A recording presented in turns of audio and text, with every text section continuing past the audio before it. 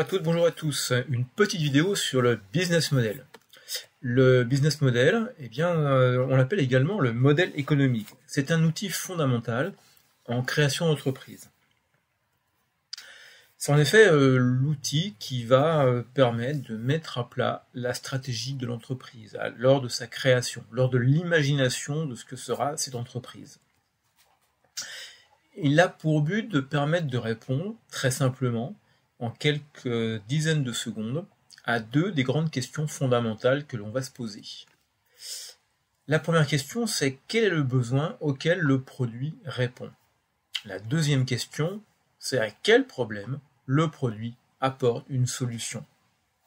Et ça, il faut que le document qu'on va produire permette à ses lecteurs, en quelques 30 secondes, de comprendre l'intégralité de ce qui a été imaginé, de sur quoi repose la stratégie de notre entreprise.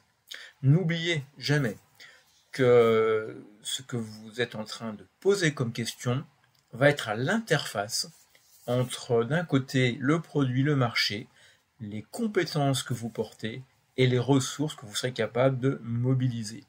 Ceci dans le but de créer de la valeur pour vos clients, mais également de mettre en place ce qui va permettre de monétiser pour vous la valeur qu'a reçue votre client. Si vous créez de la valeur pour vos clients, mais vous n'êtes pas capable de transformer ça en un chiffre d'affaires qui ensuite donnera un bénéfice pour vous, vous allez travailler pour un rien. Ce business plan, en fait, c'est 4 outils différents qui viennent peu à peu se mettre en place. C'est tout d'abord un outil de validation, c'est-à-dire que c'est l'outil qui vous permet de mettre en forme l'idée sur laquelle se fonde le projet de création.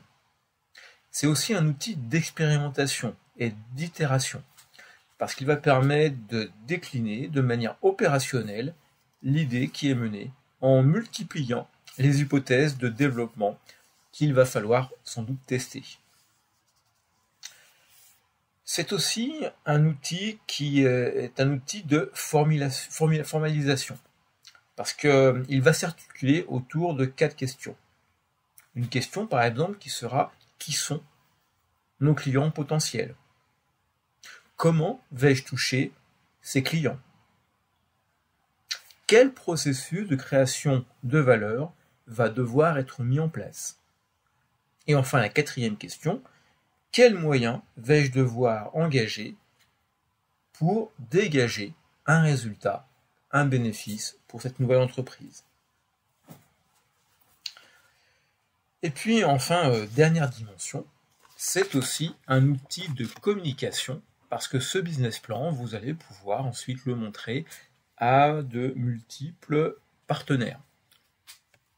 Et il faut qu'il soit suffisamment clair, suffisamment formalisé, pour que ceux-ci, en quelques coups d'œil, puissent se rendre compte si votre projet est un projet qui tient la route, ou si au contraire, il est complètement fantaisiste. Vous verrez, je vous ai mis un exemple de business model, vous trouverez très très vite la manière cohérente dont celui-ci s'articule. Bref, il faut qu'en quelques lignes, on puisse comprendre quel est le métier qui sera celui de votre nouvelle entreprise. Différentes formes de business model peuvent exister. Celui qu'on retient en général, c'est le Canvas, qui permet en 9 blocs de détailler la manière dont votre entreprise, votre start-up, va créer la valeur pour ses clients et comment vous souhaitez pouvoir la monétiser. L'objectif de cet outil, c'est donc alors de décrire et d'analyser les ressources ainsi que les compétences que vous mobilisez. Ça doit permettre de générer des idées, identifier quelles sont les interdépendances entre les différents blocs de votre canvas et surtout se rendre compte à quel point votre business model est quelque chose qui peut être à la fois pertinent, cohérent, que c'est quelque chose qui a été abouti, finalisé, mais aussi quelque chose qui peut être innovant. Vous avez ici un exemple de ce qui est un tableau Canvas. Vous voyez, vous retrouvez les 9 blocs. Et généralement, on part du premier bloc, qui est celui de la segmentation de la clientèle. Et à partir de cette segmentation, eh bien, vous allez pouvoir dire quelle est votre proposition de valeur, qu'est-ce que vous amenez à ces clients. Comment, derrière, vous allez faire en sorte que ces clients eh bien, puissent être en contact avec vos produits. Donc, quelle est la stratégie à ce niveau-là, en termes de lien avec vos clients? De quelle manière vous allez distribuer vos produits? Avec ces 4 blocs déjà remplis, vous avez ensuite les 3 suivants qui vont se décliner. Entre autres, vous avez fait une proposition de valeur, vous avez mis en place de la distribution, une relation client. Quelles sont les activités clés qu'il faut absolument maîtriser pour vous? Ensuite, quelles sont les ressources qui seront nécessaires pour que vous puissiez développer ces activités? Ça peut être des ressources humaines, ça peut être des ressources financières, des brevets, des ressources intellectuelles, des équipements qu'il faut également maîtriser. Et puis, ceci, vous le complétez avec l'idée que vous ne pouvez sans doute pas tout faire, que certains peuvent mieux faire ces activités que vous. Donc, quels sont les partenaires clés qu'il faut absolument que vous puissiez avoir avec vous? Pour terminer, 2 derniers blocs. Une fois que vous avez recherché tout ce qui était activité, ressources à maîtriser, partenaires, vous pouvez établir la structure des coûts de votre entreprise. Et dans le même temps, regardez quels sont les revenus que vous allez pouvoir dégager de ce que vous avez proposé à vos clients. En rapprochant les revenus de vos structures de coûts, et bien vous voyez assez vite si vous êtes face à une approche qui va être une approche à résultat bénéficiaire, ou au contraire, si ça ne marche pas bien, si on se rapproche de problèmes de perte. Ça, c'est ce qui sera ensuite développé beaucoup plus dans des budgétisations. Bref, dans ce tableau, qui se veut un tableau simple, vous avez quelque chose qui vous permet de donner une représentation réaliste de votre idée initiale. C'est un outil de communication, comme on l'a déjà dit, mais c'est aussi un outil qui est plutôt pédagogique, puisqu'il permet de montrer quelle est la complexité et quelles sont les multiples dimensions d'un projet à sa création. Les business models, vous en avez une grande diversité. Je vous en mets quelques-uns sous les yeux. L'idée d'un bon business model, c'est que c'est quelque chose qui est difficilement imitable. Ce que vous proposez à un concurrent aura du mal à le reproduire, mais c'est également quelque chose qui doit avoir un degré de scalabilité plutôt important. La scalabilité, c'est votre capacité à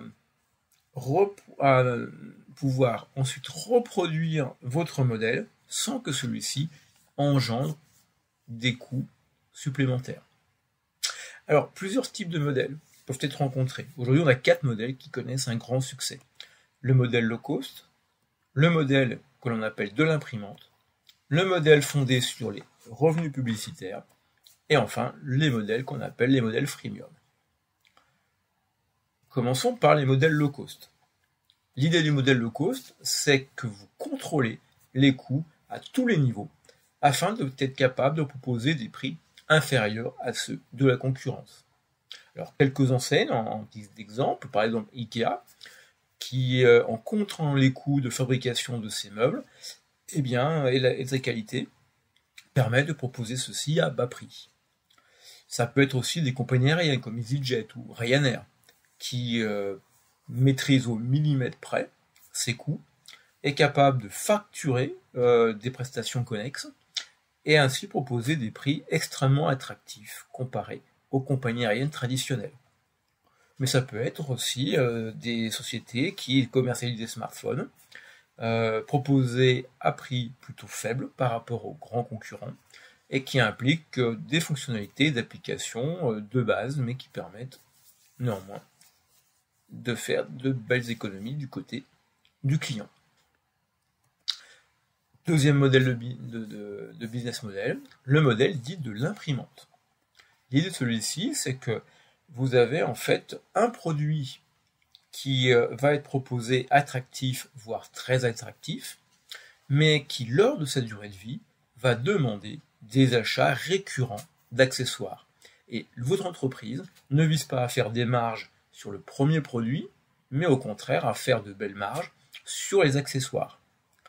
Le plus connu, c'est bien sûr le modèle d'imprimante qui a donné son nom à ce business model, où sont vendus des imprimantes pour le grand public à des prix très faibles, mais qui vont demander constamment de racheter des recharges, et c'est les recharges qui vont être coûteuses. Vous achetez une imprimante pour maintenant quelques dizaines d'euros, mais chaque fois que vous avez besoin d'une cartouche de couleur noire, ou une cartouche de toutes les couleurs, vous allez débourser 30, 40 euros. Et ce qu'il faut avoir en tête, c'est qu'il faut être au maximum capable de protéger la fabrication, le concept de ces accessoires, de ces recharges imprimantes. Donc cela implique de la recherche-développement souvent coûteuse pour éviter que vos consommables soient copiés. De la même manière, on a aussi le modèle des fameuses cafetières où on vous vend des recharges de café. Vous avez bien sûr remarqué que certaines marques sont capables de vous vendre très peu cher la cafetière. Par contre, les consommables, les capsules de café, souvent ne sont pas transférables d'une marque à une autre, ou difficilement. Et certains ont réussi à développer même des chaînes spécifiques de manière à pouvoir vous vendre leurs capsules. Ils ont leur propre réseau de distribution. Alors au fil du temps, ils arrivent bien sûr à être copiés, mais c'est souvent compliqué, parce que c'est relativement onéreux. Et c'est bien sûr cette menace que ce type de modèle, et que les entreprises de ce modèle-là essayent d'éviter. Donc ils vont essayer de faire en sorte que leur concurrent ait un mal fou à copier. Et donc même s'ils y arrivent au bout d'un certain temps, on voit que Nespresso maintenant voit des concurrents, voit des grandes surfaces, pouvoir proposer des consommables compatibles. Mais par exemple, beaucoup d'imprimantes, si vous ne mettez pas le bon consommable, vous avez un message d'alerte et cette cartouche d'encre ne fonctionnera pas. Mais gardez bien en tête que si c'est une entreprise type start-up qui se lance, et non pas une très grande entreprise déjà installée, les investissements en recherche-développement vont plutôt être conséquents dans les premiers temps. Troisième type de modèle, celui sans doute pour vous qui également est très connu, c'est le modèle du financement pour la publicité, dont par exemple l'entreprise Google est un des grands leaders. La source de revenus, c'est par exemple proposer des référencements payants. Si vous voulez être en sommet d'une page de recherche, il va falloir passer par la case financement. Et cela va s'accompagner également de stratégies où ceux qui vont consulter les moteurs de référencement se voient proposer des publicités très ciblées. Le succès, c'est bien d'arriver à définir quelle cible va être prête à payer l'un ou l'autre des produits. Enfin, quatrième modèle très classique, c'est le modèle qu'on appelle le modèle freemium.